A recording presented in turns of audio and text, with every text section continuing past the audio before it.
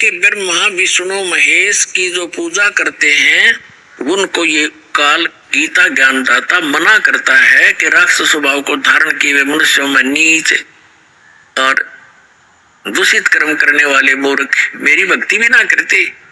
अब इनको ऐसा क्यों कहा, यहाँ थोड़ा सा प्रमाण देना पड़ेगा।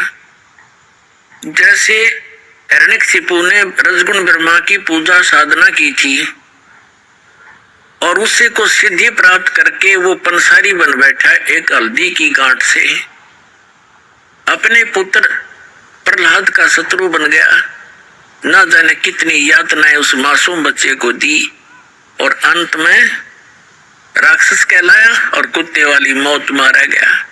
अब यहाँ सूक्ष्म वेद में परमात्मा ने कहा कि ब्राह्मण बाणा कर्म कसाई हिरणा कुछ छाती तुड़वाई, राक्षस कहलाया ब्रह्मा जी का रजोगुण का उपासक। फिर दूसरे नंबर पर हम लेते हैं शंकर भगवान को, तमोगुण के उपासक थे कौन, रावण। रावण जैसी उपासना वर्तमान का कोई भी शिव उपासक नहीं कर सकता, जिसने अपने यहाँ से धड़ काट के भगवान के समर्पित कर दी थी और जैसा किया वैसा ही दे भी दिया, वर्कडन दे सकते हैं ये।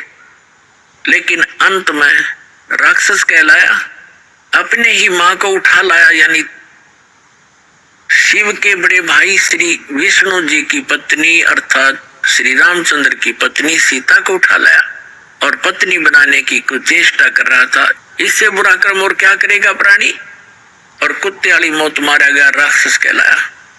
एक भस्मागिरी नाम का शिव का उपासक था और भगवान शिव के मकान के सामने कैलाश पर्वत पर सिरासन लगाकर तपस्या करने लग गया, ऊपर को पैर नीचे नशर। 12 वर्ष तक ऐसी साधना करता रहा। एक दिन पार्वती जी ने भगवान शिव से प्रार्थना की कि हे भगवान, आप तो महेश्वर हो, आप तो दाता हो, समर्थ हो, जो चाहे दे सकते हो, आपका भक्त क्या मांगता है इसको प्रदान करो और यहाँ से विदा करो। तो भगवान शंकर ने कहा कि मांगो। भस्मागिरी क्या मांगते हो भक्त? भस्मागिरी ने कहा कि वचनबद्ध हो भगवान तब मांगूंगा। भगवान शिव ने कहा ठीक है, मैं वचनबद्ध हो गया। तब खड़ा हो गया छोड़ के तपस्या और कहा कि भगवान ये भस्म कड़ा दे दो आपका।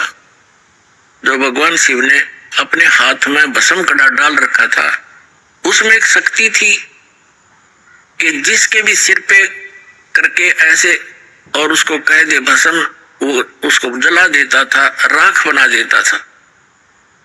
और इस बात का ज्ञान था भस्मागिरी को। तो भगवान शिव ने वचनबद्ध हो चुके थे, निकाल के वो कड़ा भस्मागिरी को दे दिया। ज्यों ही वो भस्म कंडा हाथ में आया, उसी समय तेवर बदल गया। वो शिव का पुजारी, तमोगुण का उपासक, और कहा शिव जी होले होशियार, अब तुझे मारूंगा, पार्वती को अपनी पत्नी बनाऊंगा। और चला ऐसे करके भगवान शिव भाग लिए।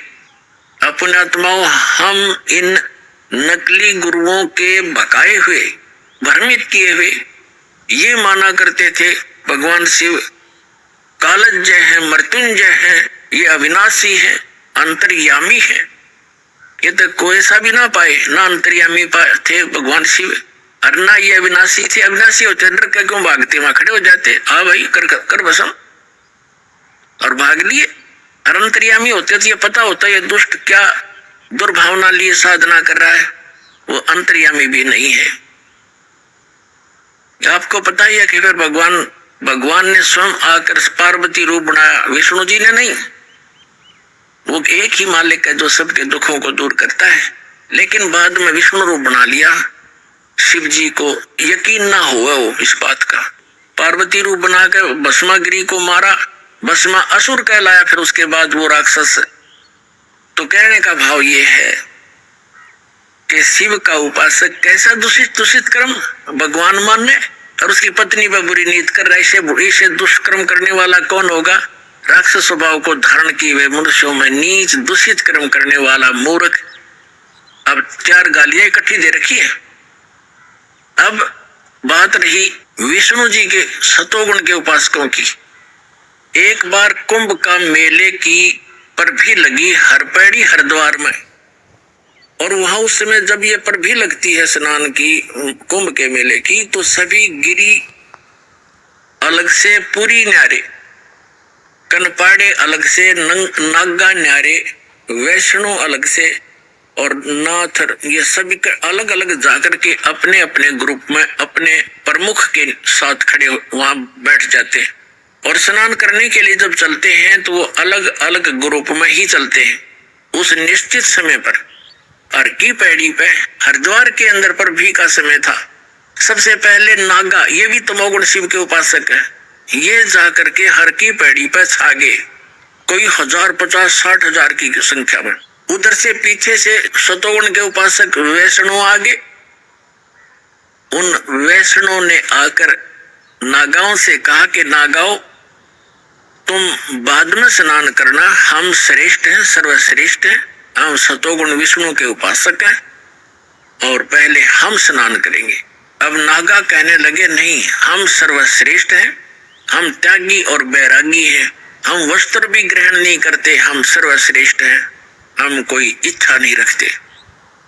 तो वैष्णो उपासकों ने फिर से दोहरा दिया कि तुम काहे के श्रेष्ठ हो, तुम टट्टी के हाथ भी नहीं धोते, राख लपेटे रहते हो, पशु की तरह नंगे फिरते हो, शरण फरड़ो, तुम बाहर आओ, प्रथम हम स्नान करेंगे। अब वहां स्नान सनून तो भूल भाल गए, वे आपस में लड़ मरे, तलवार निकाल लाए, कोई छुर्रे घोंप दे, एक दूसरे को मुंह से काटते हैं और उसके बालों को पकड़ा है, बुरा हाल मचा दिया, कत्ले आम कर दिया। कहते 25,000 ये त्रिगुण उपासक,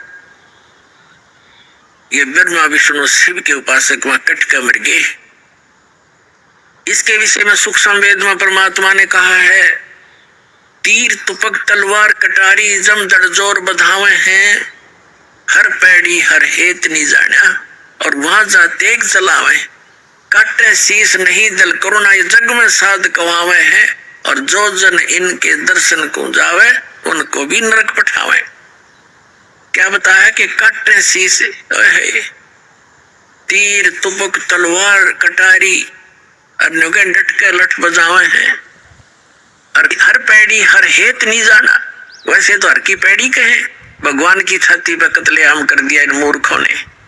और काटे शीश नहीं दल करुणा, दिल में दया नहीं नालायकों के, और काटे शीश एक दूसरे को काट डाला, और नहीं दल करुणा जग में संत कवावे हैं, और जो जन इनके दर्शन जावे, यानी इनका अनुयायी जो बन गया उनको भी नरक पठावे। तो पुण्यात्माओं,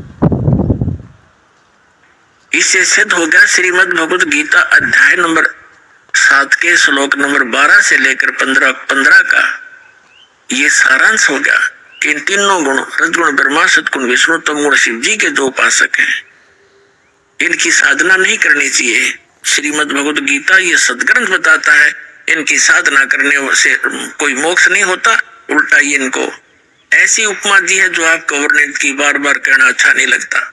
तो यहाँ भगवान कहा करते थे, तीन देव की जो करते भक्ति, उनकी को देना होवे मुक्ति, गुण तीनों की भक्ति में ये भूल पड़ो संसारे, कह कबीर निज नाम बिना कैसे उतरो पारे।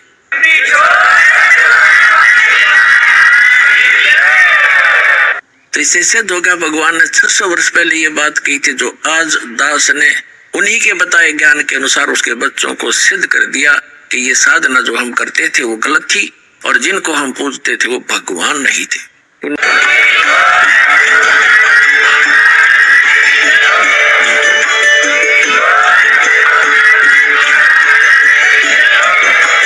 आप सुन रहे थे जगत गुरु तत्वदर्शी संत रामपाल जी महाराज जी के मंगल प्रवचन। अधिक जानकारी के लिए विजिट कीजिए हमारी वेबसाइट www.jagatgururampalji.org। संत रामपाल जी महाराज जी के शुभ आशीर्वाद से पूरे विश्व भर में 500 से भी ज्यादा नाम दीक्षा केंद्र हैं, जिन पर संत रामपाल जी महाराज जी द्वारा ऑनलाइन निःशुल्क नाम दीक्षा दी जा रही है। अपने नजदीकी नाम दीक्षा केंद्र का पता करने के लिए संपर्क करें 8222880541।